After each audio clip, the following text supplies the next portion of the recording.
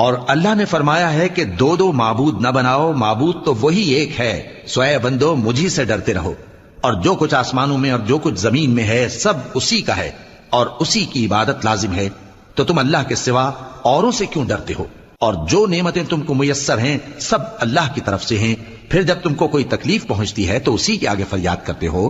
پھر جب وہ تم سے تکلیف کو دور کر دیتا ہے تو کچھ لوگ تم میں سے اللہ کے ساتھ شریک کرنے لگتے ہیں تاکہ جو نعمتیں ہم نے ان کو عطا فرمائی ہیں ان کی ناشکری کریں۔ تو مشرکو دنیا میں فائدے اٹھا لو، پھر ان قریب تم کو اس کا انجام معلوم ہو جائے گا، اور ہمارے دیے ہوئے مال میں سے ایسی چیزوں کا حصہ مقرر کرتے ہیں جن کو جانتے ہی نہیں۔ کافرو اللہ کی قسم کہ جو تم جھوٹ باندھا کرتے ہو اس کی تم سے ضرور پرسش ہوگی۔ اور یہ لوگ اللہ کے لیے تو بیٹیاں تجویز کرتے ہیں، وہ پاک ہے، اور اپنے لیے بیٹے جو مرغوب دل پسند ہیں، اور جب ان میں سے کسی کو بیٹی کے پیدا ہونے کی خبر ملتی ہے تو اس کا منہ